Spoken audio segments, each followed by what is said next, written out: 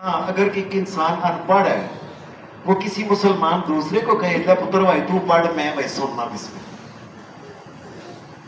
अपनी बेटी से कहे मेरी धी तू पढ़, मैं सुनना है। अपनी बहू से कहे मेरी धी आप पढ़ो, मैं सुनता हूं। पर ये कुरान मजीद तो कम से कम इसके साथ एक ताल्लुक कायम होना चाहिए। अल्लाह के नबी मोहम्मद रसूलुल्लाह सल्लल्लाहु अलैहि वसल्लम कुरान मजीद खास करके माह रमजान में आप गौर करें कि जिब्राईल अलैहिस्सलाम के साथ नबी अलैहिस्सलाम कुरान सुनते थे, सुनाते थे। इसको हाफिजों की जुबान में कहते हैं दौरा करना, यानी कभी वो सुनाए फिर कभी वो सुनाए फिर कभी वो। ये कायनात का इमाम मोहम्मद रसूलुल्लाह सल्लल्लाहु अलैहि वसल्लम सुनता सुनाया करता है। क्या बात है, मेरे दिल में जैसी बात आती है तो बात आ जाती है। मैं सोचता हूँ जिब्राईल की भी क्या किस्मत है जो मोहम्मद रसूलुल्लाह से कुरान सुनता था। क्या किस्मत है जिब्राईल अलैहिस्सलाम। लेकिन अगर कोई कुरान मजीद की तरफ तवज्जो नहीं देता, ख्याल नहीं करता, सारा दिन कुर्सियां ते बह के, दुकाना ते बह के, गाहकां नूं झाक झाक के, इधर उधर कर करके सारी जिंदगी जाया करके कुरान मजीद की तरफ नहीं होते। कुरान मजीद का ये हाल किया कि जैसे ना कमर के पीछे सट चढ़िया, नौज़ुबिल्लाह मिन ज़ालिक। सूरत तौहा में अल्लाह तबारक व तआला फरमाता है वमन आरज़ अन ज़िक्री फ़इन्न लहू मईशतन ज़ंका। आगे वनहशुरुहु यौमल क़ियामति अमा क़ाल रब्बि लिमा हशरतनी अमा वक़द कुन्तु बसीरा। आगे क़ाल कज़ालिका अततका आयातुना फनसीता वकज़ालिकल यौम तुनसा। नबी अलैहिस्सलातु वस्सलाम ने इस आयत के तहत लोगों को ये बात फरमाई जब कुरान मजीद की ये आयत सूरत तौहा की उतरी ना, कि जो कुरान मजीद को कांड दिखा जाता है ना इसकी तरफ तवज्जो, सारी दुनिया के काम इची बीची करता है, रज के खाता है, रज के गल्लां करता है, रज के टीवी का मैच लग जाए इस तरह बेहदा रह के जिवें कुरान मजीद दी नौज़ुबिल्लाह आयतां ने। हर काम कुरान मजीद की तरफ तवज्जो नहीं ना करता, कंड बहा देती। फ़इन्न लहू मईशतन ज़ंका, उसकी मैशत अल्लाह तंग करेगा। मैशत, ये जरा बात समझ ले। हम समझते हैं ये मैशत जो है, ये जो दुनिया में खाते पीते हैं, ये आटा, ये चौल, ये दाल, ये फलाना है, ये नहीं मतलब इसका। और ये तो जो अल्लाह से दूर होता है, अल्लाह ने उसके साथ कर, अल्लाह काफिरों को भी इतना कुछ दे रहा है। अब वो तो कुरान मजीद नहीं पढ़ते, ये बात समझ लें जरा। इसका मतलब ये है मैशत कोई और चीज है।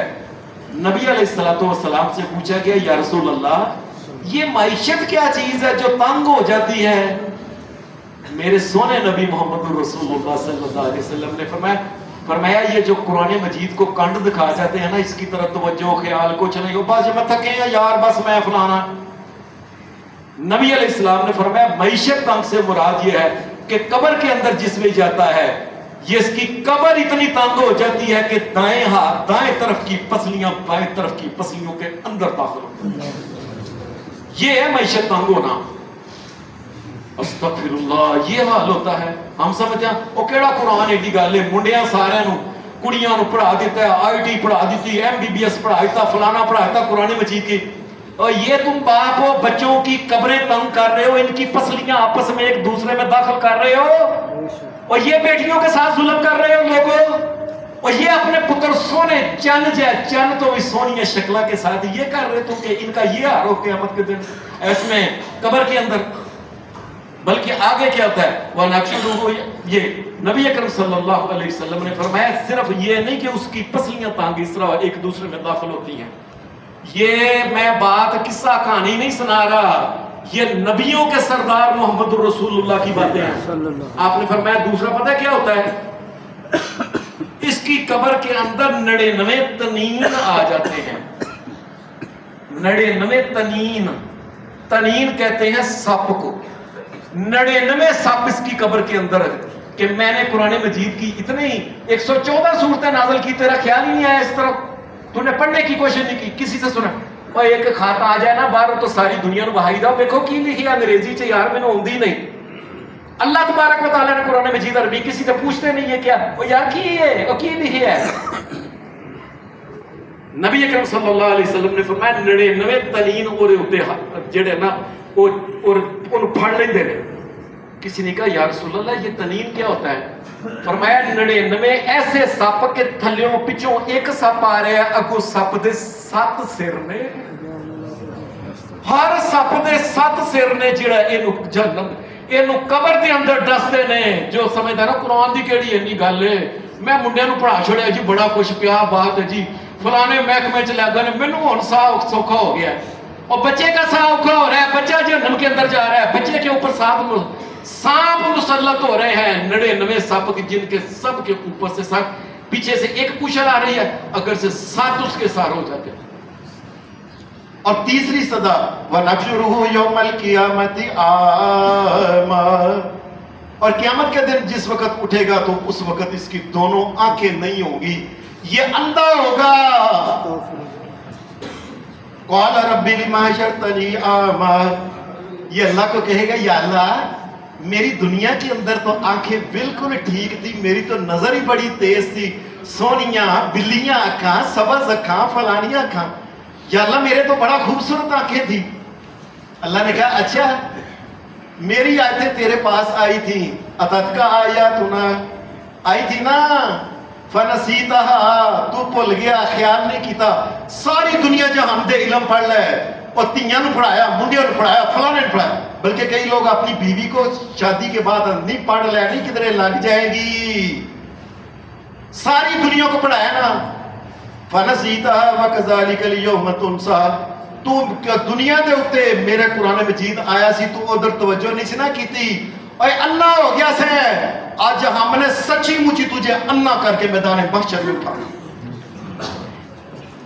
लोग मजाक समझते हैं कुरान, लोगों सुनो सुनाओ बैठो कुरान को, हौली हौली पढ़ जाओ, और एक सफा ही पढ़ो, जिसने नहीं पढ़ा पढ़ना शुरू कर दे, और कोई गल नहीं, मर जाएगा ना, नहीं कुरान मजीद पूरा होता, नियत ये करे कि या अल्लाह मैंने पूरा पढ़ना है, कोई गल नहीं, सारी जिंदगी एक सफा पढ़ के मर जाए कोई बात नहीं, अल्लाह उसका, अल्लाह हम यू ना सरे उसका।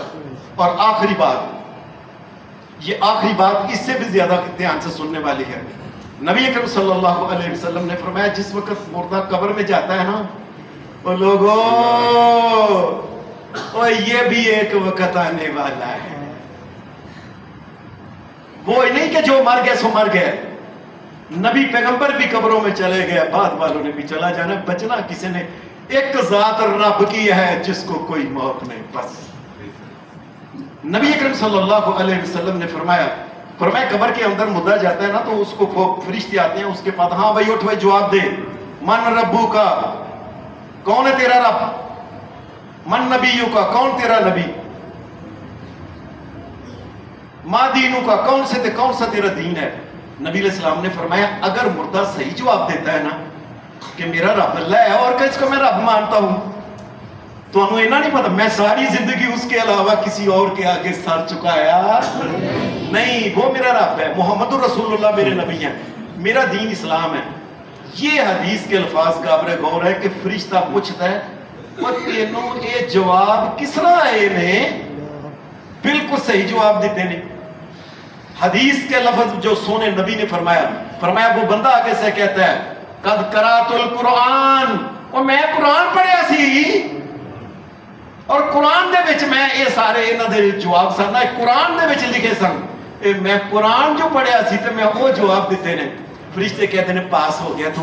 वो कुरान मजीद में कहा है मन रब्बुका व इन्नल्लाह रब्बी व रब्बुकुम फअबुदूहु हाज़ा सिरातुम मुस्तकीम, मेरा और तुम्हारा रब फरिश्तों, मेरा ते तुहाडा सारे दा रब एक अल्लाह है। तुसीं ते मेरा पूछदे हो तो मैं कहना तुहाडा रब भी अल्लाह है। अच्छा तो नबी किसको मानता है, कहता नबी किसको मानता है, मैं कुरान मजीद में पढ़िया सी मुहम्मदुर रसूलुल्लाह, ये कुरान में पढ़िया सी मोहम्मद अल्लाह के रसूल है, आखिरी नबी। मा काना मुहम्मदुन अबा अहदिम मिन रिजालिकुम वलाकिन रसूलुल्लाहि व खातमन नबिय्यीन अल्लाहु बिकुल्लि शैइन अलीमा।